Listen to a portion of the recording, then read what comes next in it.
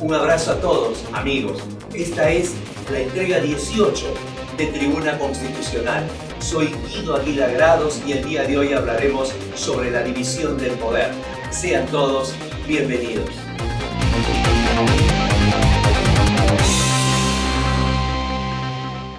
Para los que estamos sobre el medio siglo de vida, para los que tuvimos una adolescencia ochentera, hay una suerte de imagen del colegio que es imborrable. Ingresábamos a tercero de secundaria y en el libro de Historia Universal, generalmente de Juan Castillo Morales, había la imagen, había el óleo, uno de los óleos del notable pintor francés Jacques-Louis David, Napoleón cruzando los Alpes. Ahí se veía al gran corso sobre su caballo Melange, brioso, señalando el camino hacia la victoriosa campaña a Italia. Luego uno comenzaba y el primer tema que se analizaba, el primer tema que se veía era la Revolución Francesa. Inmediatamente, como casi siempre a esa edad, más jalan las figuras, los cuadros, que el texto mismo. Y entonces la imagen de frivolidad de María Antonieta, o aquella imagen de Marat asesinado en Sutina, o por qué no, el impecable perfil de Robespierre, o la toma de la Bastilla, era lo que de alguna manera concentraba nuestra atención. Pero antes de pasar a ese capítulo, había un preliminar. Se trataba de las causas de la Revolución Francesa y los precursores. Entonces aparecían las imágenes de tres ilustrados. Voltaire, que era aquel que señalaba, propugnaba la existencia de un Dios que no esclaviza a los hombres. Rousseau y su teoría de la igualdad entre todos los hombres, y Montesquieu, que señalaba la necesidad de una división de poderes. Justamente esa división de poderes es la que le da sentido a cada uno de los estados constitucionales que comienzan a formarse a finales del siglo XVIII, tanto en Europa occidental como en Norteamérica. Aquel sueño de Montesquieu de no concentrar el poder y que se pueda dividir en ejecutivo, legislativo y judicial, va a ser un sueño que va a perdurar felizmente hasta nuestros días. Cuando a mediados del siglo XVIII Montesquieu postula la teoría de la división de poderes, evidentemente era una división absoluta. En una monarquía absolutista se tenían que dar soluciones extremas. Por eso se hablaba de un poder ejecutivo que solamente se dedique a administrar, de un poder legislativo que solamente sea legiferante y de un poder judicial que solamente se limite a juzgar. Han pasado más de 200 años y el sueño, la propuesta que propugnara Montesquieu sigue vigente, aunque con algunos cambios.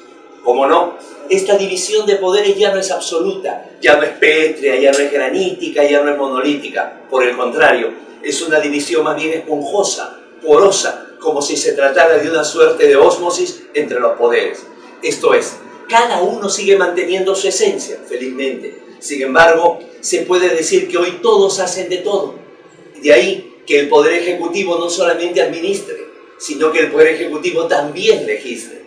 Basta ver en sede nacional la cantidad de decretos legislativos y decretos de urgencia que se han dado en los últimos gobiernos.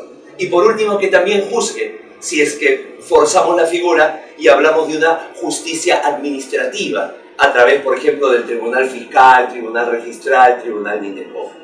Por otro lado, el Poder Legislativo no solamente legisla, sino también administra. Hay un personal, hay centenas de personas que rodean a nuestros 130 congresistas. Y cómo no, juzga, aunque de naturaleza es un juzgamiento de naturaleza política. Nos referimos al antejuicio y al juicio político. Y por último, el Poder Judicial no solamente juzga, el Poder Judicial también administra. Hay que ver lo que hacen cada uno de los presidentes de corte, por ejemplo, y por último también legisla. Hay que ver el ámbito de los precedentes, de los acuerdos plenarios, una forma muy sutil de legislar.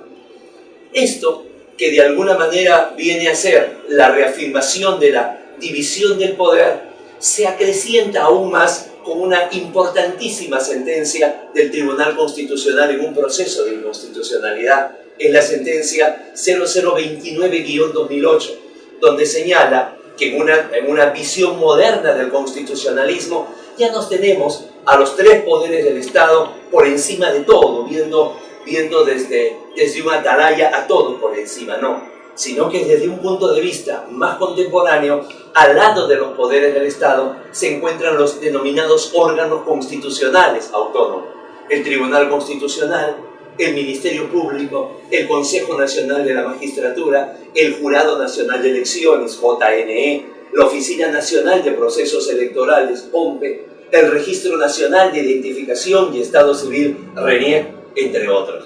Y estos órganos constitucionales autónomos también tienen una cuota de poder, pero la esencia que se mantiene por casi un cuarto de milenio es que el poder sigue siendo dividido. Y ahora, con los órganos constitucionales autónomos se distribuye mucho más. Si pudiéramos nosotros tener al gran Montesquieu, Carlos de Secondat, barón de la Brédée y Montesquieu, pudiéramos tenerlo, nosotros de retorno, seguramente esbozaría una pequeña sonrisa al ver de que su teoría, de que su ideología sigue permanente, sigue vigente, con una variante siempre positiva, que además de la división de los poderes o de las funciones del poder, como se dice, hoy día existe una mayor distribución del poder. Definitivamente eso de allí conlleva una cosa, a la desconcentración del poder y sobre todo que no siempre caiga en órganos políticos, sino técnicos. Eso nos asegura un verdadero Estado constitucional de derecho y nos asegura un mundo de libertad tanto como el que se soñó en la Revolución Francesa. Han sido todos muy amables, nos vemos en la próxima entrega. Abrazo.